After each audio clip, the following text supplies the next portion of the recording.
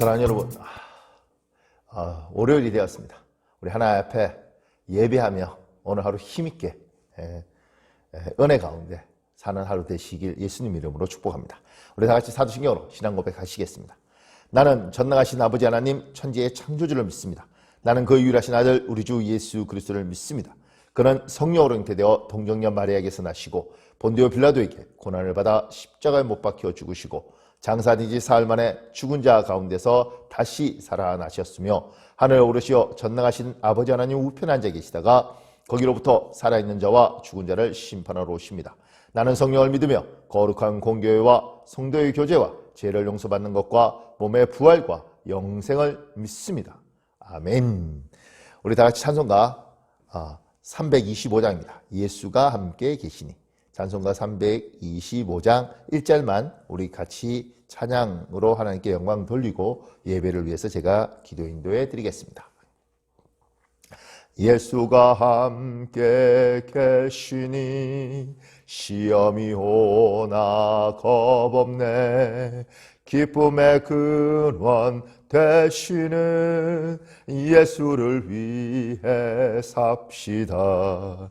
날마다 주를 섬기며 언제나 주를 기리고 그 사랑 안에 살면서 딴 길로 가지 맙시다.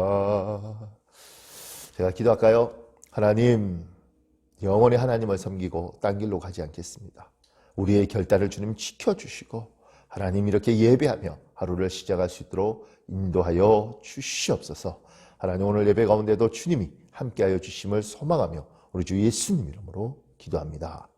아멘. 사랑하는 여러분, 오늘 우리 계신 하나님의 말씀은 사사기입니다. 사사기 2장 1절에서 5절입니다. 제가 여러분을 위하여 봉독해 드리겠습니다. 사사기 2장 1절에서 5절. 여호와의 사자가 길갈에서부터 보김으로 올라와 말하되 내가 너희를 애굽에서 올라오게 하여 내가 너희의 조상들에게 맹세한 땅으로 들어가게 하였으며 또 내가 이르기를 내가 너희와 함께한 언약을 영원히 어기지 아니하리니 너희는 이 땅의 주민과 언약을 맺지 말며 그들의 제단들을 헐라하였거늘 너희가 내 목소리를 듣지 아니하였으니 어찌하여 그리하였느냐. 그러므로 내가 또 말하기를 내가 그들을 너희 앞에서 쫓아내지 아니하리니 그들이 너희 옆구리에 가시가 될 것이며 그들의 신들이 너희에게 올무가 되리라 하였노라. 여호와의 사자가 이스라엘 모든 자손에게 이 말씀을 이르매 백성이 소리 높여 운지라. 그러므로 그곳을 이름하여 보김이라 하고 그들이 거기서 여호와께 제사를 드렸더라. 아멘. 여러분 1절에 보면 하반절에 내가 이르기를 내가 너희와 함께한 언약을 영원히 어기지 아니하리니 이렇게 되어 있습니다. 하나님은 우리에게 언약을 하셨죠. 그리고 주님은 변개하지 않으십니다. 사람은 마음이 바뀔 때도 많고 미처 생각하지 못했던 것들 때문에 자기의 약속을 어기는 경우도 많습니다. 근데 우리 하나님은 전능하시고 신실하신 분이니 그분은 약속한 걸 어기지 않습니다. 그가 뭐라고 약속하셨습니까? 너희가 나를 섬기고 내가 너희 하나님이 되면 내가 너희를 영원히 지키겠다. 너희가 나를 버리고 떠나지 않으면 내가 너희 하나님으로 너희를 보호하겠다고 하나님 이야기하셨습니다. 하나님은 내가 너희 하나님 되고 내가 너를 지키고 너와 함께 하겠다. 네가 나를 떠나지 않으면, 네가 나를 배신하지 않으면, 네가 다른 신을 섬기지 않으면 내 사랑은 영원히 변하지 않는다. 하나님은 자기 언약을 지키겠다고 약속하시고 시실히 말씀하셨습니다. 그런데 2절에 보면 하나님이 책망을 하시죠. 뭐라고 이야기하시냐면 이 땅의 주민과 언약을 맺지 말고 그들의 제단을 헐라하였거늘 너희가 그렇게 하지 않았다. 이렇게 이야기합니다. 이스라엘 백성들이 가나안 정복 전쟁을 하면서 하나님은 그들과 함께 섞여 살면 너희가 반드시 타락할 거라고 이야기해서 너희를 위해서 그들을 멸절시켜라. 하나님이 이렇게 이야기하셨는데 이스라엘 백성들은 그 약속을 지키지 않습니다. 그들과 함께하고 그들을 노역을 시키고 그들과 결혼도 합니다. 하나님이 우려하셨던 일들이 발생하는 거죠. 그러면서 3절에 이렇게 하나님이 말씀하십니다. 내가 그들을 너희 앞에 쫓아내지 아니하니니 그들이 너희 옆구리에 가시가 될 것이며 그들의 신들이 너희에게 올무가 되리라. 하나님이 우리에게 주신 규칙들은, 하나님이 우리에게 요구하시는 규례들은 교통 신호와 같습니다. 우리가 고속도로를 달리거나 아니면 시내에 운전하고 가다 보면 교통법규가 있습니다. 차를 운전할 때 그걸 무시하면 반드시 사고가 나고 접촉사고가 나든 대형사고가 나든 항상 신호를 어긴 쪽이 책임을 집니다. 하나님이 우리에게 이야기하시죠. 얘야, 내가 율례를 주는데 이게 교통신호같이 잘 지키면 안전하게 살 것이고 설사 다른 사람이 와서 너에게 피해를 줘도 네가 손해가 없이 내가 다 보상할 수 있다. 근데 네가 이 율례를 어기면 너의 생명이 위험할 뿐만 아니라 사고가 나면 네가 다 배상해야 된단다.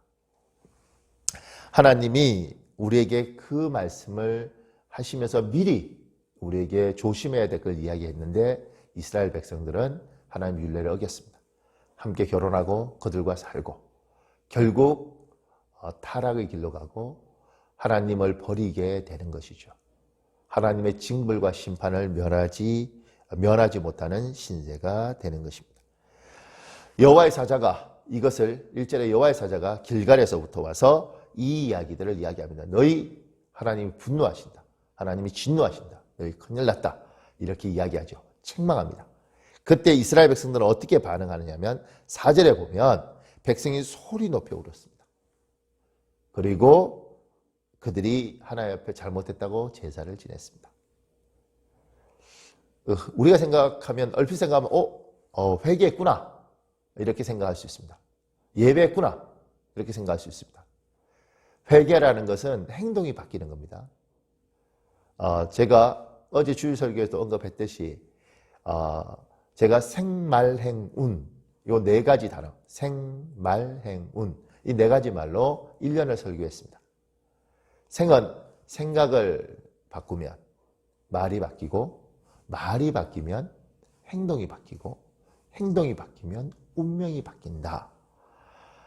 우리의 신앙은 하나님 말씀을 듣고 생각을 바꾸는 것이고 생각이 바뀐 사람은 말이 바뀌고 그것이 행동을 바꾸게 하고 그렇게 행동을 바꾸면 결국 하나님이 주시는 복을 받아서 인생이 운명이 바뀐다. 이 말이었습니다. 생말행운. 처음 생각을 바꾸고 말씀을 듣는 이유는 행동을 바꾸기 위해서입니다. 많은 사람들이 예배를 드리고 설교를 들으면서 지적 만족을 합니다. 아주 고급스러운 예화를 듣고 그리고 아주 지성적인 단어를 듣고 그리고 굉장히 기분이 좋아지죠. 왜냐하면 지적 만족이 되기 때문에 그렇습니다. 심지어 어떤 날카로운 지적을 받을 때 카타르시스 같은 너희가 죄인이다 이 말이 기분이 나쁠 수도 있지만 때로는 죄를 숨기고 있던 나에게 죄가 드러남으로써 카타르시스적인 요소가 있습니다. 해소가 되는 거예요. 그래서 설교를 들으면서 시원하게 듣는 사람이 있습니다. 근데 문제는 그 설교를 듣고 행동이 바뀌지 않으면 희망이 없고 소망이 없는 겁니다. 듣고 말면 아무런 변화가 없습니다. 하나님이 이스라엘 백성에게 길갈에서부터 사자가 와서 얘들아 너희가 법규를 어겼다. 얘들아 내가 진멸하는데 진멸하지 않았잖냐. 이들이 너희의 옆구리에 가시가 된다. 너희 힘든 삶을 사는 것이다. 하나님께 경고했을 때 가슴 아프죠. 책망을 들으니까. 근데 우는 것으로 끝나면 안 되고 하나님 미안합니다. 그리고 예배드리는 것으로 끝나면 안 되고 그러면 개혁을 해야 되는 겁니다. 하나님 미안합니다. 잘못했습니다. 진멸하겠습니다. 쫓아내겠습니다. 하나님 그들과 거리를 두겠습니다. 결단하는 겁니다. 이 결단과 행동이 없으면 설교와 하나님 말씀은 지적 유의로 끝나는 것입니다. 그러면 운명이 변하지 않습니다. 인생이 변하지 않습니다. 많은 그리스도인들이 하나님을 사랑합니다. 그런데 결단할 때 결단하지 못했고 그리고 행동을 바꿔야 될 때 바꾸지 못했기 때문에 하나님을 사랑하지만 인생이 변하지 않는 것입니다. 여러분은 어떻습니까? 저도 저희 연약하고 유약한 부분이 있다고 생각합니다.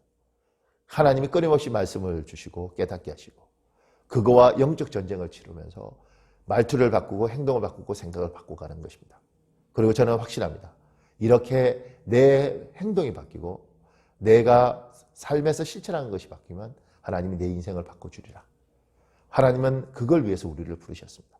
사랑하는 여러분, 여러분을 지적하고 있는 하나님의 말씀이 있습니다. 여러분에게 잘못했다고 이야기하는 것이 있습니다. 가슴치고 울고 통곡하고 그냥 예배 시간에 가슴 아파하는 걸로 끝나면 그것도 귀하죠. 그런데 인생이 바뀌지 않습니다. 바꾸셔야 됩니다. 하나님이 기도를 요구하시면 결단하셔야 됩니다. 하나님이 우리에게 도전을 요구하시면 자존심이 상하고 비참해도 문을 두드리셔야 됩니다. 하나님 집에 있지 말고 나가라고 이야기하시면 나가서 일거리를 찾으셔야 됩니다. 우리 하나님은 길을 열어주십니다. 우리 하나님은 우리의 인생을 바꿔주길 결심하셨습니다. 사랑하는 여러분, 이스라엘 백성처럼 눈물 흘리고 마는 것이 아니라 오늘 말씀을 듣는 가운데 때로는 끊임없이 기도하는 가운데 하나님 여러분 주신 부담이 있다면 그 말씀, 그 감동을 따라 사십시오. 하나님 여러분의 인생을, 여러분의 운명을, 여러분의 가정과 그리고 인생을 바꾸어 주실 것입니다. 우리 잠깐만 기도할까요? 기도하겠습니다. 또 우리 통성으로 하나님 행동할 수 있도록 도와주십시오. 가슴 앞 말씀을 듣고 깨달은 것들을 행동할 수 있도록, 실천할 수 있도록 하나님 도와주십시오. 우리 기도하겠습니다. 아버지 도와주십시오. 아버지 함께 해주십시오. 하나님 함께 해주십시오. 주님 지켜주십시오. 도와주십시오. 아버지 도와주십시오. 하나님 함께 해주십시오. 아버지